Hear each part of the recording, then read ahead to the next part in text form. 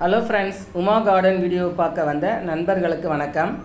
எல்லா வயதினருக்கும் ரொம்ப பிடித்தமான சிறுதானிய பயிர் இந்த மக்காச்சோளம்.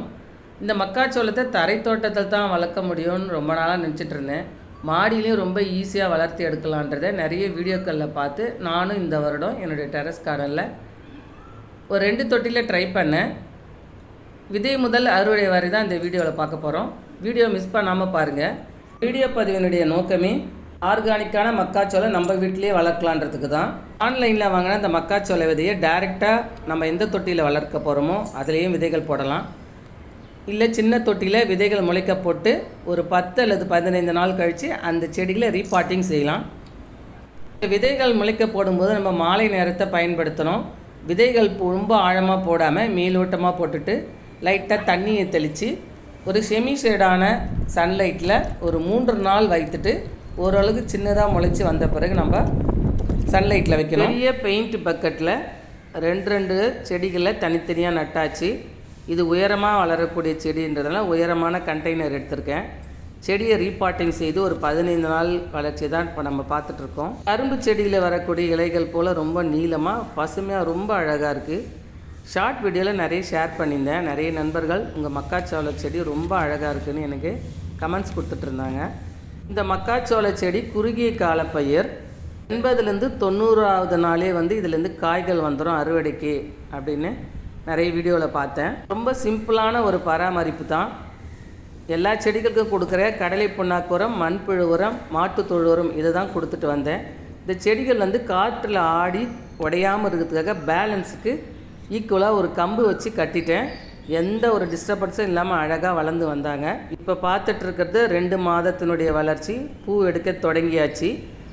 இந்த செடியினுடைய மேல் பகுதியில் தான் பூக்கள் பூக்கும். ஒவ்வொரு கணுவுக்கு இடையிலேயும் குருத்துக்கள் வர தொடங்கும்.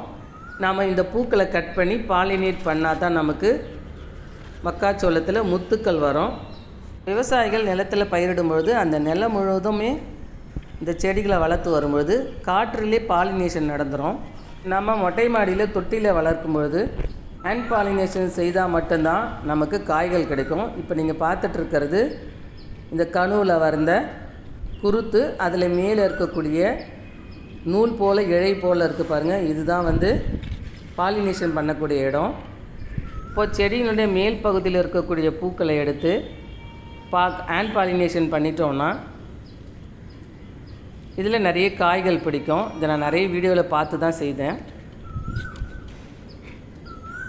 ஒவ்வொரு நாள் செடிகளுக்கு தண்ணி ஊற்றும் போதும் உரங்கள் போடு வரும்பொழுதெல்லாம் இந்த மக்காச்சோள செடியை பார்த்து நான் ரொம்ப ரசிச்சிருக்கேன். எப்போ இதிலேருந்து பூக்கள் வரும், குருத்துக்கள் வரும் அப்படின்னு ஆவலாக காத்துட்ருப்பேன். இந்த செடியில் எந்த பூச்சி தாக்குதலுமே வரல.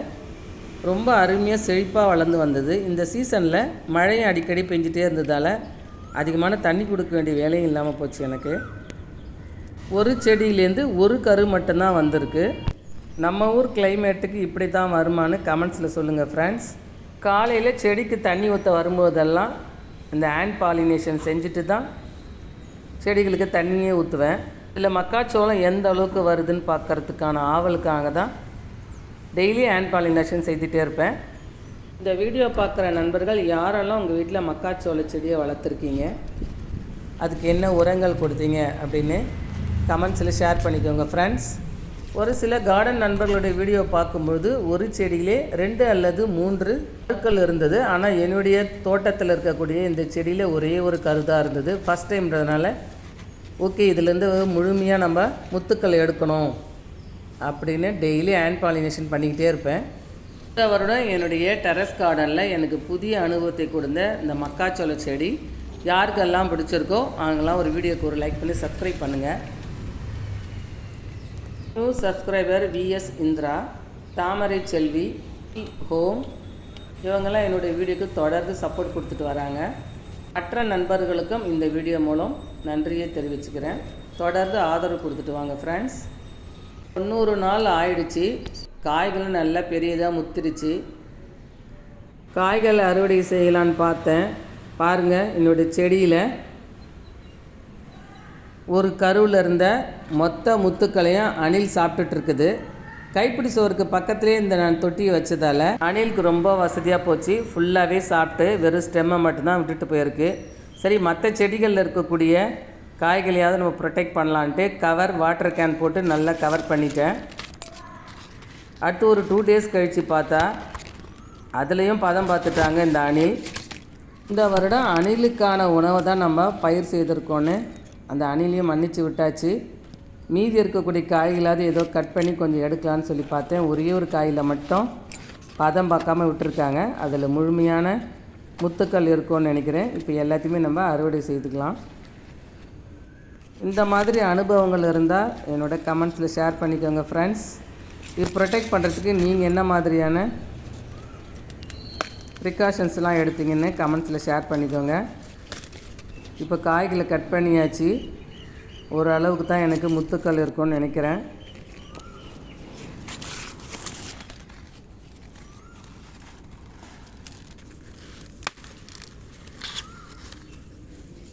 ஒரு காயோட விடாமல் எல்லாத்தையும் பதம் பார்த்துட்டுருக்குது. பாதி அளவு தான் இருக்குது.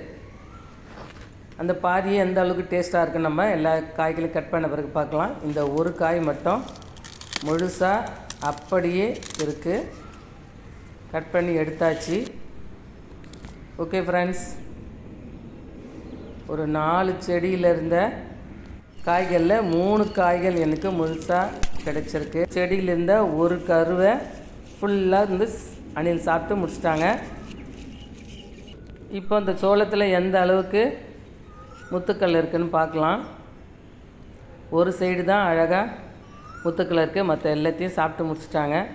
ஓகே, பரவாயில்ல. இருந்தாலும் ரொம்ப பெரிய பெரிய முத்துக்களாக ரொம்ப அழகாக இருக்குது. பார்க்கவே சூப்பராகவும் இருக்குது. 4 காய்களில் 2 காய்களில் நல்லாவே முத்துக்கள் அழகாக பெரியதாக ஸோ மணி போல் சூப்பராக இருக்குது பாருங்கள். இது முழுமையாக கிடச்சிருந்தா ரொம்ப நல்லா இருந்திருக்கும்.